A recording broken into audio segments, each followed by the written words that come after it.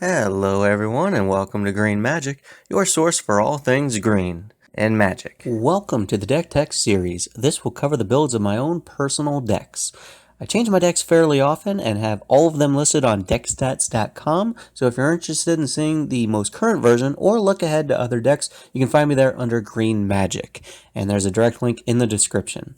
Each deck will be featured in two parts. The first video to each deck tech will show all 100 cards contained in the deck, prices for those cards, and some insight for the interactions between cards. It's important when building a deck to have goals, restrictions, and themes, so I'll be sure to cover where the decks are coming from. The second video for each commander will be about changes and alterations you could make to the deck. Personalizing your decks is important to most players, so if you like a commander and want to build it yourself, I'm including several recommendations for you to make the deck your own. Alright, so this will be the first commander that I do for the Deck Tech series. This one is Marwyn the Nurturer. It's deck number 1 for me. That's not to say it's the first deck I ever made, but I didn't really number my decks at the time, so this one I just later numbered number 1. And it is the one that for quite a while I considered to be my strongest, certainly one of the faster ones. I've certainly improved some other ones over time and made those a lot faster, but this one is special to me for the reason that I've gotten two particular compliments. One was a direct and literal compliment, in which someone a long time ago said that it was very resilient for an elf deck. That meant a lot to me, and I appreciate that kind of feedback. And another one, it's the straight up hatred other people have for I guess you could say my luck, as it were. I had a game in which I was mana screwed. I had 2 lands in probably my opening hand, got like an early elf out or something, and nothing after that. So I discard to hand size, discard to hand size, discard to hand size. And someone who happened to have a Vorinclex out on turn 4 played a Terastodon. He blew up one of my 2 lands, one of the other guy's lands, and then a third permanent. So I had 1 land for a long time. Eventually, I got like another elf out, like a 1 mana elf that I was able to get out just because I had drawn it. Then slowly, I got my commander out. Then a Priest of Titania, and I drew a Nykthos. So that was my second land on the battlefield, third of the game. All I had to do, but I had Genesis Wave in my hand the entire time. So I just had to wait for the following turn so that I could cast the Genesis Wave. Now that I had Nykthos out, I had the Priest of Titania.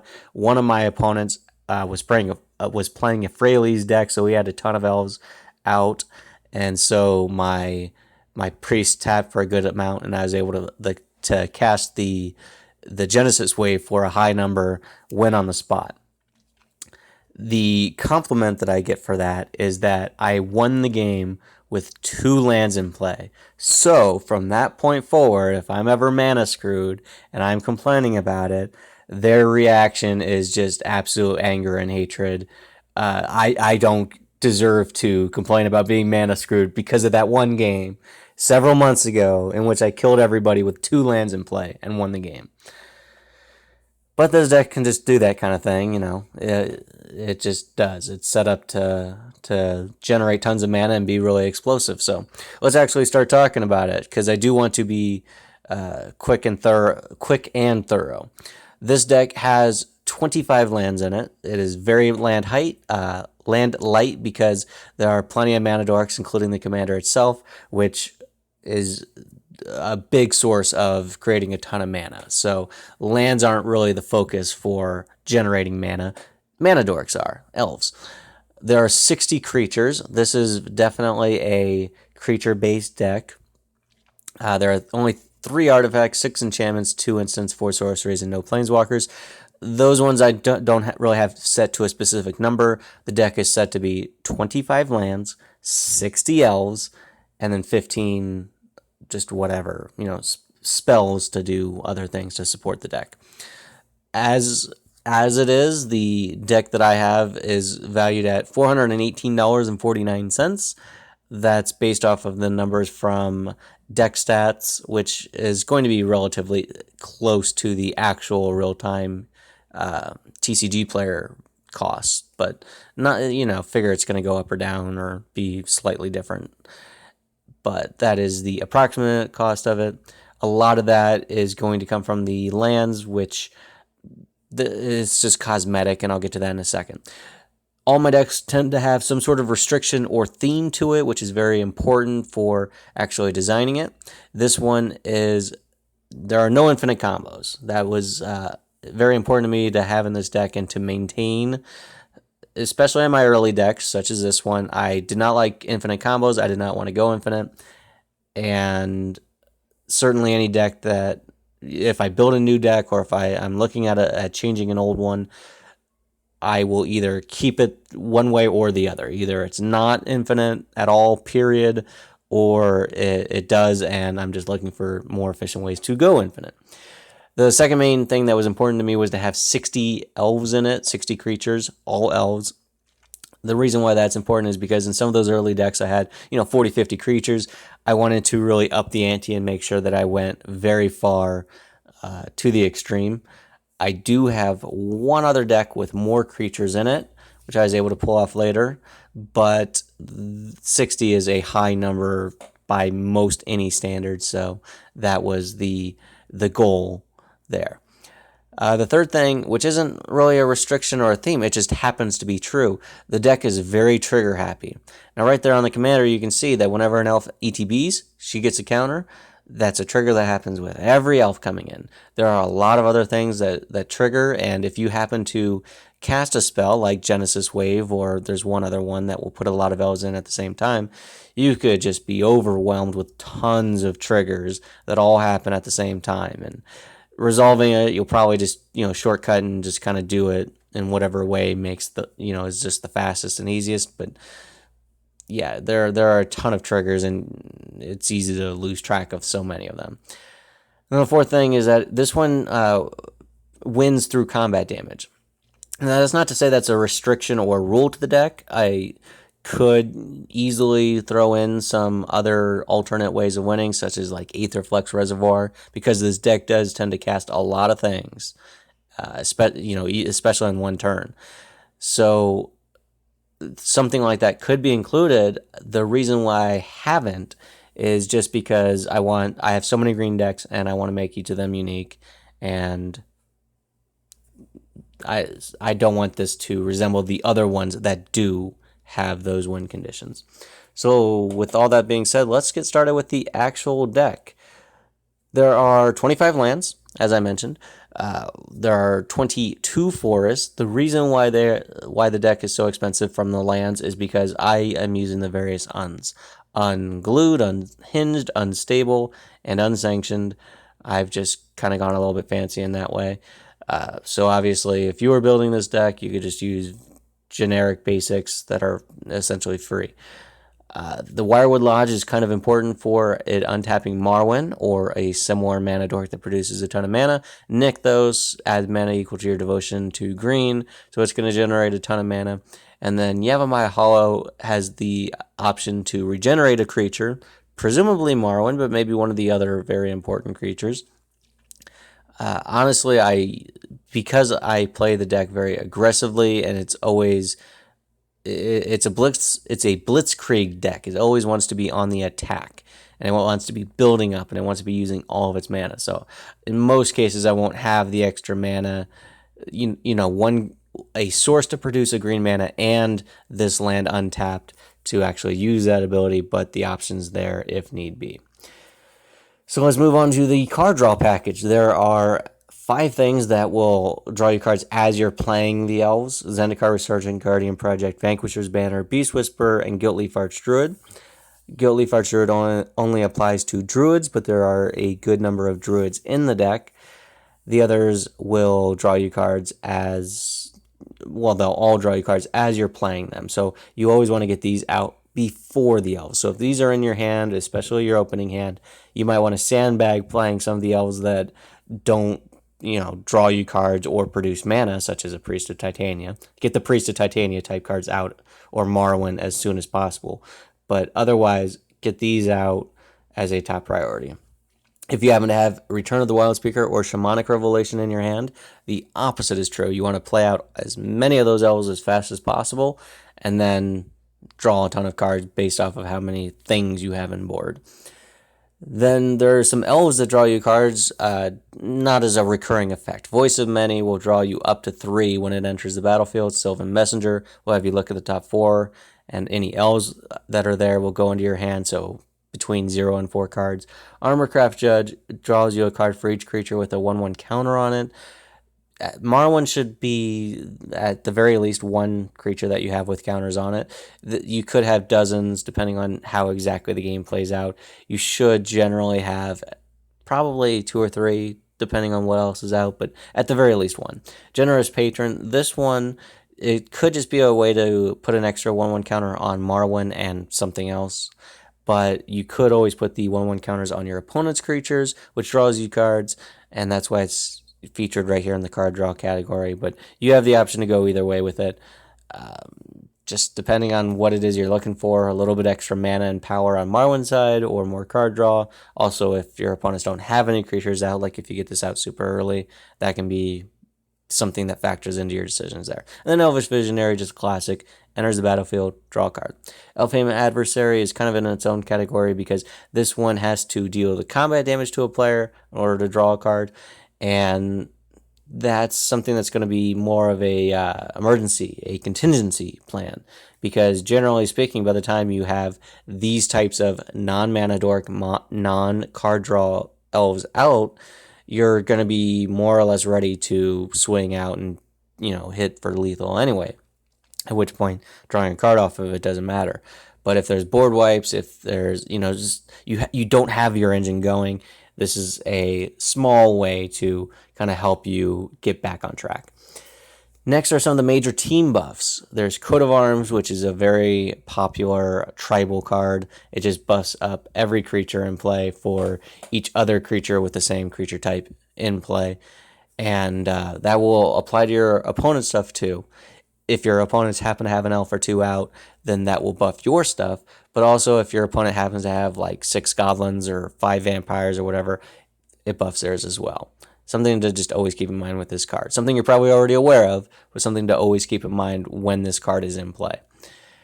Zuri Renegade Leader, this one is both a way to save your stuff if you happen to have the extra mana available, and it's a way to pump up your creatures and give them trample, importantly, for the win.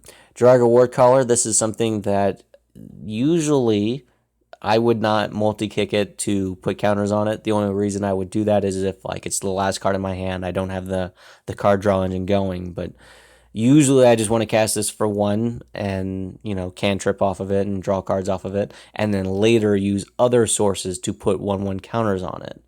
And then every time you do, you're buffing up your whole team by that much power. Cultivator of Blades, this one will only buff up your team when it attacks.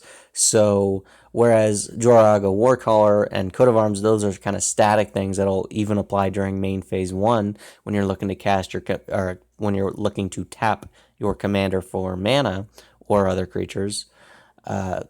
Something like Cultivator of Blades, that won't really apply till combat. That's more of a true power buff in that it just makes them stronger for the purposes of attacking.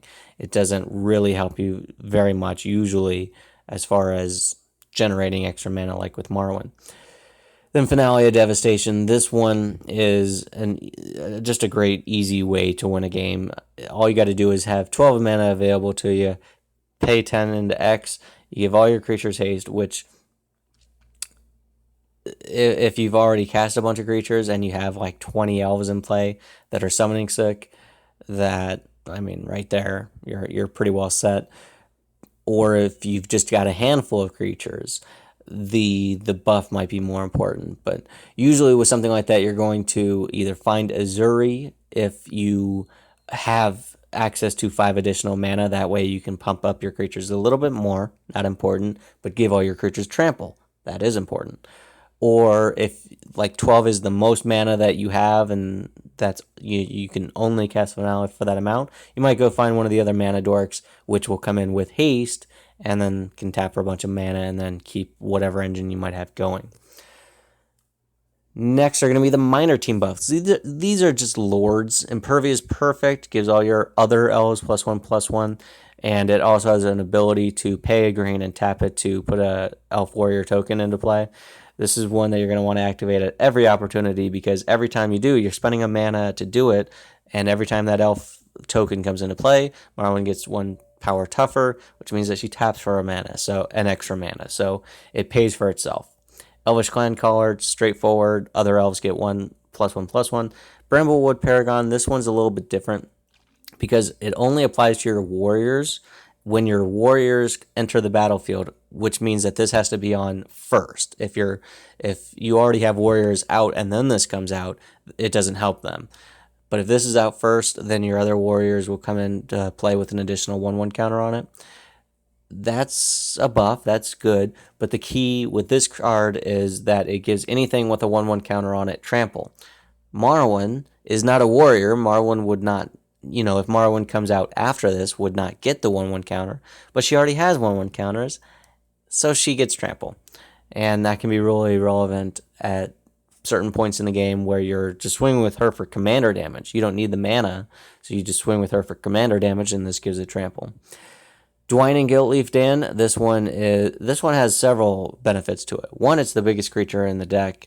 It's a 3/4, not big, but it's still the biggest in the deck. It has reach, which is very important. It's very relevant.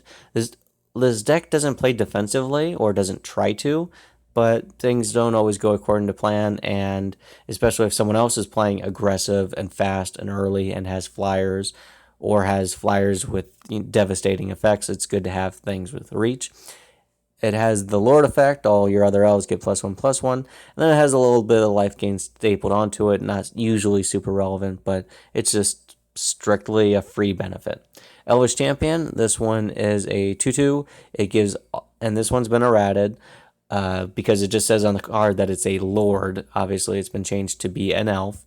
So all other elves get +1/+1 and Forest Walk. These are just some small ways to buff up your team. And it's also worth noting that because of the way Marwyn works, when these elves enter, then she will get a counter for an elf entering, and then also she will be buffed by +1/+1 from any of these lords, so that will help her to tap for more mana as well. It's like a twofer with these. So next, some of the big elves. These are just the big, strong, go tall elves. There's Elvish Vanguard, which says whenever another elf ETBs, he gets a 1/1 counter. So this one also cares about being on the battlefield before the other elves. The other three, Drove of Elves, Jagged Scar Archers, and Heedless One, these ones all have star for their power toughness, so they don't care if the other elves enter before them, after them, doesn't matter. Their power toughness is going to change as the number of elves on the battlefield change. So in that regard, Elvish Vanguard, if some of your other elves get killed, that won't hurt him. But with the other three, Drove of Elves, Jagged Scar Archers, Heedless Ones, if your board starts to kind of go down a little bit, then they go down as well. Drove of Elves has Hexproof, and this one, his power toughness is equal to the number of green permanents. So that does also include the enchantments that happen to be in the deck. Jagged Scar Archers has the ability to tap to deal damage to a target creature with flying. So it's not quite reach exactly, but then again, if your opponent has a key flyer that they don't want to attack with, they don't want to put into danger, this is a way to hit it without them willingly putting it into danger. It's just a removal for flyers. Also, because it's a bite effect, not a fight effect, this will deal damage to the other creature. The other creature won't deal damage back. So if you have a Death Touch flyer that you want to get rid of, here's a good way to do it. Heedless One has Trample, and that is just super helpful for when you've got a board full of elves, and this one is really big and tramply. So now let's talk about one of the other key ways to actually get the deck to function is the ramp. There are 4 other major sources of ramp that care about going wide. Elvish Archdruid, this one is also a Lord. It gives all your other elves +1/+1, but he taps for a green for each elf you control. So if you got 10 elves in play, he taps for 10. This is definitely something that you want to get out early if you can, so that you get over the summoning sickness, and so that he's able to tap the very next play, and you can get your big explosive play started as early as possible. Same with Priest of Titania. This one taps for a green mana for each elf on the battlefield, so this one will also benefit off of any elves that your opponents have. Elvish Guidance, same thing, but this one has the benefit of being an aura and enchant land. So if there's ever a board wipe, this permanent will survive, and then it won't give you any benefit because a board wipe just happened, but as you're rebuilding, the land that it's attached to will be safe and will eventually be able to start producing additional mana. Also, because it's not a creature, there's no summoning sickness to it. If you happen to be in the middle of a turn where you're just casting stuff, drawing cards, casting stuff, drawing cards, you have a forest that's open that hasn't been tapped yet. You get your 3 mana, you attach this to it, and you're able to generate a ton of mana right away, no waiting. Wirewood Channeler, it's another elf that will tap for a bunch of mana equal to the number of elves in play. This one is just like Priest of Titania in that it doesn't care who controls it, your elves, other people's elves, whatever. It is 4 mana, so it is strictly worse than Priest of Titania for the most part in this deck, because you don't care about the ability to produce mana of any color. So it is worse, but it's still going to be a very good card and a huge performer if you have it out. Next are the major ramp cards that go tall. Marwyn the Nurturer is the obvious example of this because it is the commander of the deck, but there are 2 others. Viridian Joiner, this one will add mana equal to its power, so this one doesn't naturally buff itself in the same way that Marwyn does, but if you have other ways of making it stronger, such as the Lords, the Coat of Arms, the Azuri, the Finale of Devastation, things like that, it can generate a good chunk of mana. If you have nothing else going on, it at least produces 1. Gyre Sage, this is one with the Evolve mechanic, which means that whenever a creature enters the battlefield, if it has greater power or toughness, it gets a 1/1 counter. This does, Gyre Sage. And then it taps to add green for each 1/1 counter on it. So, as I mentioned before, there's not very many big creatures in the deck at all. So the most counters that this could get naturally just from bigger creatures entering in is 2. If no other bigger creatures come out, just because you happen to be playing small stuff is just what you're drawing, you won't get any counters on it. But there are plenty of effects in the deck that can put counters on things, so there are ways to make this actually work, but it's not a guarantee. And the fact that it doesn't benefit off of things like Coat of Arms and stuff like that can kind of set it back and make it more difficult to work with, but it does have the potential for generating a lot of mana. Next are some of the minor ramp cards. Fyndhorn Elves, Boreal Druid, Elvish Mystic, Llanowar Elves, Arbor Elf. These are the cards you want in your opening hand because it means you can play your commander on turn 2. After that in the game, especially if you've got a draw engine going where it, like a Beast Whisperer or something else out, where every time you cast an elf you draw a card, these 1 mana elves are going to be great because you pay 1 mana, you get a creature, and you draw a card, and you buff Marwyn, and you might have other effects as well. The Arbor Elf stands out from this group in that it doesn't tap for mana, it taps to untap a forest, which usually will only produce 1, but there is Zendikar Resurgent, so sometimes they'll tap for 2, and then there's that aura I just mentioned, the Elvish Guidance, which can make the land tap for a ton of mana. So if you have that equipped to a forest, you have Arbor Elf out, that's the forest that you want to untap, and then Arbor Elf ends up basically being equivalent to a Priest of Titania or Wirewood Channelers. But don't count on that. Just assume that it will generate 1 because that's the minimum, and that's what you can reliably get. Quirion Elves and Heart Warden are the two-drop mana dorks that produce for a single, that will tap to produce a single green mana. Quirion Elves, the reason why I chose that one as opposed to some of the many other ones that have the same basic effect is that I just like the art. I think it looks kind of cool. It's Mirage, so it's really old, and the ability to choose a different color and tap for that other color is something you could do when you're bored, but not super relevant. Heart Warden actually does have a relevant second ability, and that is the possibility to pay 2 and sack it to draw a card. Now, if it's already out, you can tap it for a mana, then get 1 mana from somewhere else, sack it, draw a card. Normally, I'm not a big fan of sacking my own creatures. It tends to weaken the board, and that takes away ramp for the future, because once it's gone, it's not going to tap for mana in future turns. But because the deck really cares about having an engine going, if you're starting to stumble and falter, or if you haven't got the engine going at all, digging a little bit deeper, even just by 1 card, can really help and get things back online. Then Fyndhorn Elder, Jaraga Treespeaker, Greenweaver Druid, all of these cost 3 and tap for 2. Jaraga Treespeaker is unique in that it's paid in installments, basically, because it costs 1 mana to cast, which means that you could cast it on turn 1, but it feels bad because it means on turn 2 you level it up, then on turn 3 you get Marwyn, and it feels slow in that, just in that one instance. But you can still, especially if you've only got 2 lands in this card, Jaraga Treespeaker, at least you know that your risky start is going to be safe and fine, because turn 2 you leveled up, turn 3 if you still haven't drawn a land, you at least have access to 4 mana, 3 of it to cast your commander, and then you're just going to get more mana as the game goes on.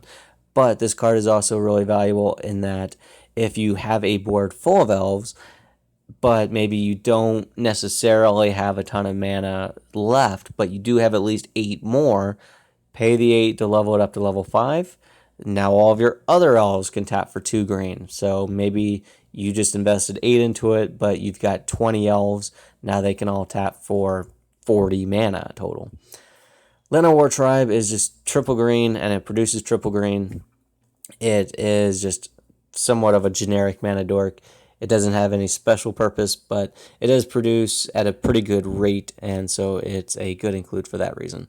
Next are going to be the things that search for lands. Wood Elves will get you a forest into play untapped, so it does ramp you, and it ramps you right away, which is especially important or relevant if you've kind of been stumbling, or maybe you just need a little bit more gas, especially if you've already played a land for turn and you've already especially if you've already tapped all of your lands for mana, but you've at some point during the turn drawn the aura, the Elvish guidance, then getting a forest into play untapped by way of Wood Elves means that you can equip it to that and then generate tons more mana. Civic Wayfinder, Nissa Vastwood Seer, Sylvan Ranger, District Guide, they all get you a basic land to your hand, and that, while not directly ramping you, it is worth pointing out again that the deck doesn't have that many lands in it, so missing land drops is a very real possibility. I just told you a story about a game in which I missed 5, 6, 7 consecutive land drops and was mana screwed the whole game. These are ways to make sure that you are not falling behind from a land-based mana stance. And then Nissa Vastwood Seer, if you happen to get 7 lands into play, she'll flip over, and then she gives you a little bit extra card advantage there too. Of course, it's not necessarily likely that you'll reach that point, just because my experience has been I've frequently either been mana flooded or mana screwed with this deck. So it's definitely possible you could flip it over, or it's possible that you're staring at 3 lands and you're never even close to it. Farhaven Elf is the other one that actually does ramp you in that it gets the land directly into play, but it is tapped, so that feels bad if you've missed your land drop that turn. But especially early, and in most cases, it's just going to ramp you later, and it's a good inclusion for that reason. Next are some things that'll help you really swarm the board. These are things that perform above and beyond just its own card. Wirewood Hivemaster gives you an elf. It gives you a 1/1 insect token each time an elf, a non-token elf, comes into play. So whether you cast the elf or the elf comes in from some other means, such as the kindred summons I'll mention in a moment, every time that happens, you get an insect token, which the insect tokens don't, for the most part, benefit you directly because they're not elves. But there are a few things. There's at least one thing that cares about green creatures. And again, if you happen to have the coat of arms out, all those tokens, they're gonna, if you have 10 insects, now they each get +9/+9, so they're all 10/10s. So there is some relevance there. And if you happen to if you have 10 of them out, they're just bodies. You cast the Finale of Devastation, they all get +10/+10 in haste. Doesn't matter that they're not elves at that point. Lizalana Huntmaster, this one does have much greater synergy with the deck. This one gives you an elf token every time you cast an elf. So this one won't benefit you whenever you get elves into play from other effects, but every time you cast an elf, you get an extra elf token, which means that 2 elves will enter every time that happens, which will double the speed at which Marwyn grows and Priest of Titania grow and all those other things. Next, Dual Nature. Here's a card that I think a lot of players find confusing. So I'll just cover the whole thing. One is a symmetrical effect, so your opponents benefit from it too. That doesn't really hurt you or me or what this deck is trying to do, so it's not something to really worry about ever.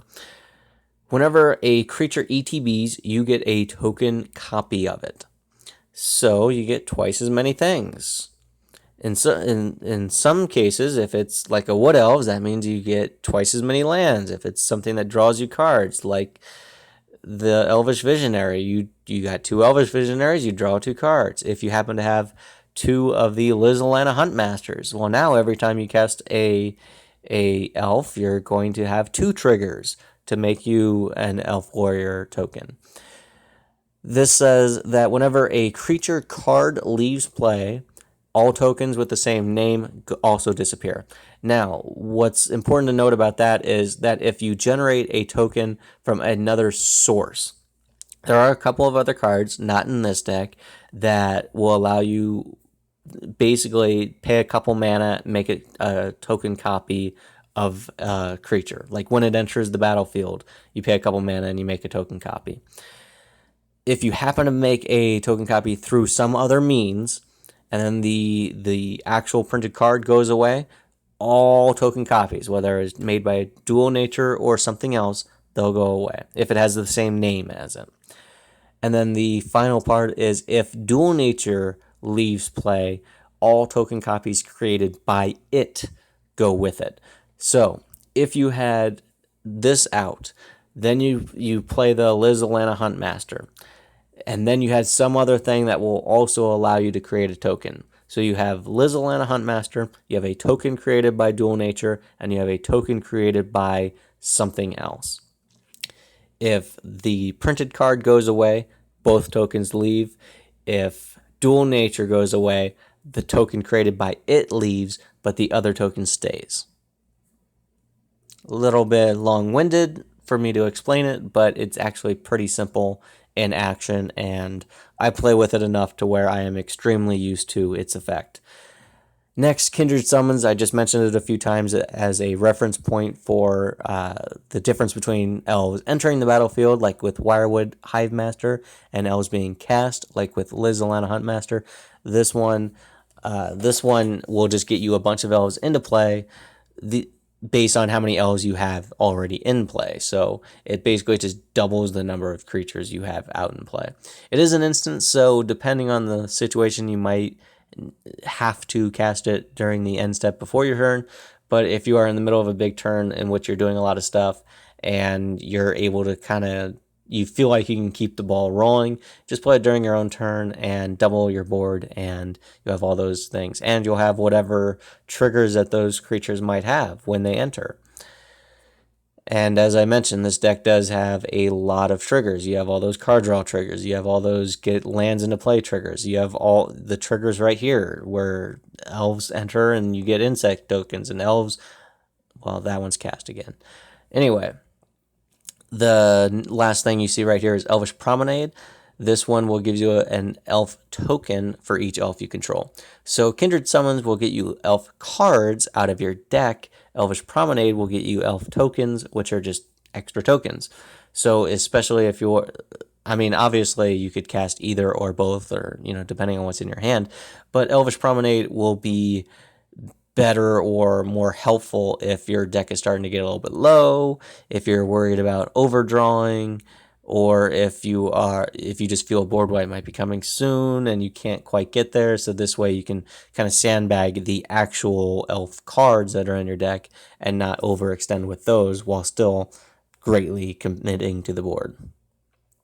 Next are a couple of light gain cards, Essence Warden and Well-Wisher. Essence Warden fits that trigger theme that I've been talking about. Every time another creature ETBs, you gain a life. This will apply to both the insects that you get in the card I just talked about, and also any of your opponent's creatures. Any creature, you gain a life. So this thing can just trigger all game long. And then Well-Wisher, you tap it to gain a life for each elf in play. This is one of those effects that count all elves, your opponent's elves, everything. Honestly, I don't use that ability on it very often just because life gain isn't usually super relevant or important, but you at least have that contingency. You have that backup plan. Next are a couple of creatures with reach, Thornweld Archer, and then Lizalana Bowmaster.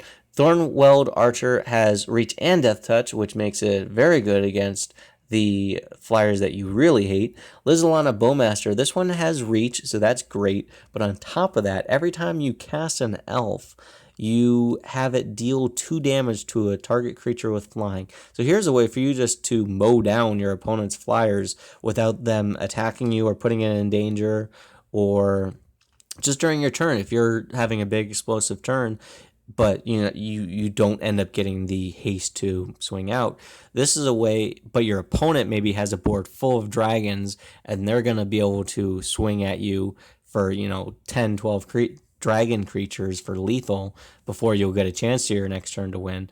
This is a way to just snipe them all down and deal with their board, and then all you got to do is hope that there's no board wipe, so that when you do untap, you are able to swing out and win. Or if this happens to come out during your play and you end up getting haste and are able to win, then whatever. It's just a great backup plan, and it's another thing that triggers every time you cast an elf. So more stuff to keep track of. There's only a couple of proliferate effects. Evolution Sage does it every time a land ETBs, which, as I've said more than once, and I'll keep saying it, there aren't a lot of lands in the deck, and there aren't a lot of ways to get extra lands, so this one won't trigger very often, but sometimes when it does, it's really helpful. Pollen Braid Druid will proliferate just when it ETBs, so it's a one-shot effect, but it is another trigger that happens on ETB. Then there are a couple of things that will buff just one thing in a big way. Immaculate Magistrate will put a 1/1 counter on target creature for each elf you control, and then Timberwatch Elf will give +X till end of turn for each elf on the battlefield. So that one is not permanent, but it does apply for every elf in play, so it could give you a little bit bigger buff overall total. These are things that you could do just on your commander or something else that wants to be really big to generate a ton of mana. That way you're generating more mana. Or these are things that you could do on one of your attackers in combat after blockers are declared, so you buff up either something that you don't want to die from being blocked or something that's unblocked that you want to get through for extra damage. They're just a way to give you a little extra power when you need it. Next are a couple of things that will untap your stuff. There's Seeker of Skybreak. This one just straight tap it, untap target creature. It works great with those heavy hitting mana dorks, or like the things that I just showed that will really buff up your creatures. Elder Druid is this one's been errated to be a elf, druid, and cleric. So just worth pointing out that it is a druid. This one costs 4 to cast, so it's pretty expensive on the mana curve relative to most other things. And its ability costs 4 mana and tap to activate, which makes it not a great value in most other decks. In this one, it's fine, because if Marwyn or one of your other sources tap for 12 mana, then it nets you 8, so it's fine. It's a high cost, but you're fine with it because you just get so much more out of it that the high cost is not a problem. So next are a few ways to give your team trample. Obviously, the Azuri that I mentioned way earlier, that one will do it. But Akroma's Memorial is the single card that will give both trample and haste, which makes it a super powerful, very important card. The only other thing that gives haste is the Finale of Devastation, which isn't a permanent. This is the only permanent that will do it. Primal Rage, just straight trample, very simple enchantment. Elvish Herder, this one you have to pay a mana to give trample to stuff, which is surprisingly good at times. One, the card itself only costs 1 mana to cast, which means that if you've got your draw engine, online, pay 1 mana, cast this thing, draw a card, it keeps the engine going there. But if you're kind of winding down in what your turn as far as how much mana you have left over, maybe you only have like 3 or 4 mana left over, but you've got, a decent board of attackers, put that mana into this, give, Marwyn or something else, whatever big creature you might have trample, and then swing with it and, really connect for a lot of damage. The ability to give trample with this creature is actually something that your opponents might overlook, but when playing the deck, you shouldn't, because it is pretty valuable and does factor in more than you might think. Next is just a value engine card, Aluren. This one by itself doesn't do a whole lot for you, but if supported, if you've got the board state to support this card, then it is great, because it makes, and again, this is a symmetrical effect, it applies to all of your opponents as well. Any player may cast a creature with CMC 3 or less at instant speed for free. So a lot of the creatures in this deck, not all of them, but a lot, are very cheap on the mana curve. You can cast them for free. That's great in that it's saving you mana. Not a huge deal, but it's still really good. The important thing, though, is that if you're getting it kind of a little bit tight on mana, it's saving you that mana. It really helps. But you need a card draw engine to go with it, like Vanquisher's Banner, Beast Whisper, so that you play one of those cheap cards, but for free, draw 1 or 2 or 3 cards. Play another one for free, draw 1 or 2 or 3 cards, or whatever it is.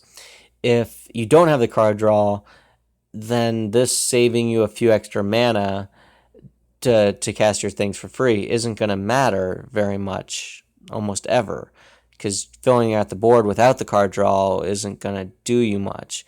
Unless I suppose if you have Coat of Arms out, you have Akroma's Memorial out, so your stuff has haste, and you've got like 6 creatures in your hand, but no card draw engine. Play the Aluren, get those other 6 creatures out, and then you power up your board. But that's pretty unlikely. The best way that this card is going to perform is as part of a card draw engine. Next is the versatile Ivy Lane Denizen. This thing, every time a green creature enters the battlefield under your control, you put a 1/1 counter on target creature.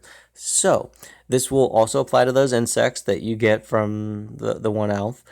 Every time a creature enters, you can buff something up. So, your primary targets are going to be the Viridian Joiner, Gyre Sage, and Marwyn, because they will tap for mana equal to their power. So, it's a way to you get the elf to enter, and Marwyn already is getting a counter from that, but also you get an extra counter from Ivy Lane Denizen. It can really ramp you very fast. It combos in a very unique and great way with Generous Patron, because you have the option with Ivy Lane Denizen to put the counter on one of your opponent's creatures. Generous Patron says every time you do that, you draw a card. So you could cast an elf. When it enters, you put a counter on one of your opponent's things, then it draws you a card off Generous Patron. Now, it's not the most efficient draw engine, but if you're missing one of the other ones, the Vanquisher's Banner, the Beast Whisperer, then here's a way to make up for that. Then it does have some synergies with Armorcraft Judge. Obviously, if you have Armorcraft Judge in your hand and Ivy Lane Denizen on the battlefield, start spreading out the counters with Ivy Lane Denizen. Then when you cast the Armorcraft Judge, you'll be able to draw 5, 10, however many cards. Evolution Sage is kind of a similar thing, except instead of drawing cards, it's something that if you spread out all the counters on all your different stuff, then when you go to proliferate off of Evolution Sage, you'll have more things to proliferate. Then it has a big synergy with Draga Warcaller or Cultivator of Blades, in that the more counters if Draga Warcaller is out, you want to put as many counters on that as possible. Because that will buff up your whole team, including Marwyn and Viridian Joiner, which means that they will naturally just tap for more mana because of the buff from him. It doesn't work with Gyre Sage, but that's a rare scenario in which you would have Ivy Lane Denizen out, Gyre Sage, and Jiraga, but all your other major mana dorks are tapped, so you need to buff Gyre Sage in that instance. But usually if Jiraga Warcaller is out, you want to put the counters there. Cultivator of Blades would be the other card that if you have it out, it's great to put your counters on that, assuming it's not summoning sick, because then when it goes to attack, it'll buff up your whole team. Copperhorn Scout, this is another versatile card. This is one that whenever it attacks, you untap each other creature you control. So you would want to attack with this, because it has no other way of tapping, so you have to attack with it. And then you can untap any of those mana dorks that produce a ton of mana.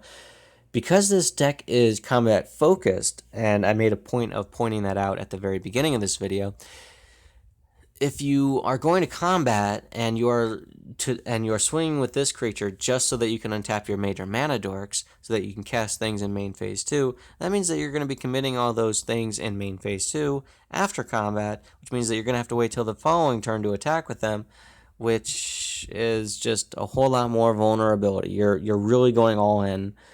But sometimes you got to do that, and this deck is very all in, and hit the gas. And if you get blown out, you're not going to win every game, so it happens. The other things that you might care about untapping are those Timberwatch, Elf, and Immaculate Magistrate, just because they tap to tap to buff up your other things. And then, obviously, if you get those untapped creatures, Elder Druid and Seeker of Skybreak, untapped, then you can retap them to untap something else. And then it does have good synergy with Guiltleaf Archdruid. If you have a bunch of your druids tapped, either because you've attacked, you've tapped them for mana, or because you've already tapped them in conjunction with the Guiltleaf Archdruid's second ability, you can untap them and then use their ability again and steal all of your opponent's lands.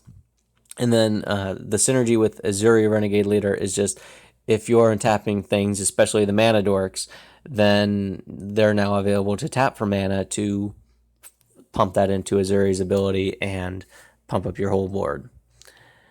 Genesis Wave this is the only deck that I play Genesis Wave in, and this is a huge performer in the deck. If you cast this for 20, 30 mana, you'll probably win. I found that I almost have to hit a Chroma's Memorial to win, because I need to give my stuff haste.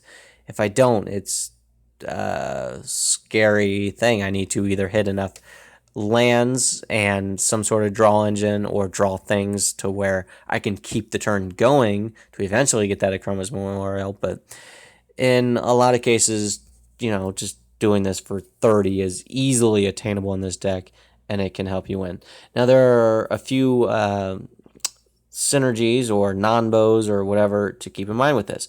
Because you do it for such a large number, those are cards coming out of your decks. Your deck's going to have very few left in it. If you hit Voice of Many, Voice Whisper, Armorcraft Judge, the Generous Patron, things like that, that'll draw you a bunch of cards with very few left, there is the risk of milling yourself out. Also, if you happen to either already have Guardian Project in play, or if you hit it with Genesis Wave, then you're going to draw a card off of each creature entering and you have no choice with it. But with Dual Nature out, the interaction between Dual Nature and Guardian Project is you can choose which one happens first. You can either have the creature enter and then you draw a card off of it, and then you have the token copy enter, or you can have the token copy enter and then Guardian Project won't allow you to draw. So if you happen to hit both of those cards, then you say you also hit 20 elves, you now can draw 0, you can draw 20, you can draw anything in between. So you don't want to put so much into the X to where you're basically saying, hey, I'm going to put every creature, I'm going to put every card that's still in my deck into play directly, because you're going to end up accidentally drawing yourself out, either through Voice of Many, Elvish Visionary, or Guardian Project, things like that. So there are a few interactions with Genesis Wave that you need to be careful of. Next is Elvish Harbinger. This is the only tutor in the deck besides Finale of Devastation, which is less of a tutor and more of a buff. It's more of a combat buff and haste enabler than anything. But this is the only one that really is in the deck for the purpose of tutoring. It does have an interaction with Guardian Project. Again, because you can order it whichever way you want, you could have the Elvish Harbinger find the elf that you want and then draw it off Guardian Project. With a lot of the other things like Vanquisher's Banner and Zendikar Resurgent, those are cast triggers, so those will always happen first.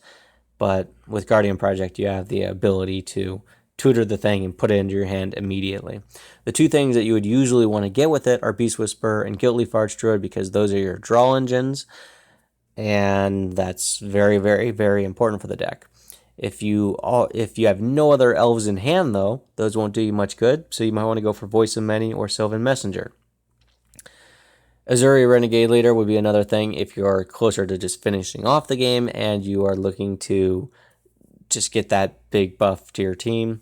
If you've got a good card draw engine already going, then you're probably going to want to search for one of the Mana Dorks, the Wirewood Channeler, Priest of Titania, Elvish Archdruid. That way you can get more mana to keep doing your stuff. And then if you're pretty well set in all of those regards, then there are a few things that you might go for, and those are just things that on rare occasion you might tutor up one of those instead. And then the final card in the deck is Eladamri, Lord of Leaves. This one is a very questionable inclusion because it gives all other elves Forest Walk and all other elves Shroud. Now, Shroud is a good way to protect your stuff from your opponents so that they can't be Path to Exile or whatever. But it means that Seeker of Skybreak and Elder Druid, they untap a target creature. So now you can't target Marwyn to untap with these. Timberwatch Elven and Immaculate Magistrate, they buff a creature. Now you can't target anything besides Eladamri. You can still buff Eladamri with those cards. With Yavimaya Hollow and Azuri, you want to regenerate target creature. Can't do that with Eladamri. You can't. If Eladamri's out, you can't regenerate anything else. You can only regenerate Eladamri. Ivy Lane Denizen, put counters on target creature. If Eladamri's out, it has to be him, and you can't give anything trample with Elvish Herder besides Eladamri. So the Shroud can end up hurting you as much as helping you. So that's why it's a very questionable card to include within the deck. The thing is that obviously if it's in your hand, you can just cast the other elves. If it's like the last elf in your hand, and you need to cast it to trigger all of your card draw things, like you have 2 or 3 card draw things, and you just need to keep the engine going that turn, then it can end up biting you later that turn or later in the game. But for the most part, if you draw naturally, you probably don't want to cast it. And if you accidentally hit it with like Genesis Wave or Kindred Summons, this is a card that can set you back. But it also is one of the few sources of protection that your deck has, or that this deck has. Now, in a future video, I do want to go over a lot of alternate cards, and that will be the next one. But real quick in this one, before I wrap it up, I do want to talk about some of the cards that you might easily consider taking out for budget reasons. There are 8 cards over $10. The Yavimaya Hollow, Aluren, Akroma's Memorial, Finale of Devastation, Nykthos, Eladamri, Nissa Vaswoodseer, and Vanquisher's Banner. These ones are all over $10, and between the 8 of them cost $178.75.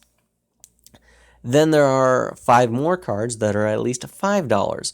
Kindred Summons, Coat of Arms, Guardian Project, Zendikar Resurgent, Guiltleaf Archdruid. These 5 combined cost $34.61.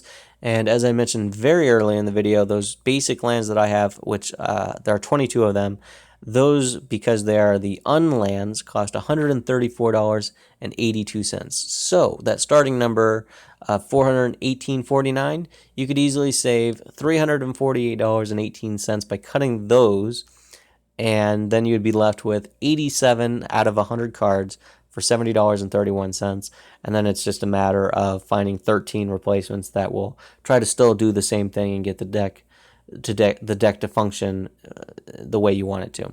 Of course, if you are not super budget conscious, there are other cards that are definitely worth considering, including that are also $5 to $10, over $10, that are good inclusions. And in the video where I talk about some of the alternate things that you could include if you were to build the deck, some of them will be cheap, some of them will be expensive, just like what's actually in the deck. But I do at least want to point out the cost as I go along and make sure that that is pretty well known, so that if you wanted to make those decisions, or you needed to make those decisions, it's more presentable and easier to do so. So with that, that's it for this first video of the deck tech series, Marwyn the Nurturer. Thank you.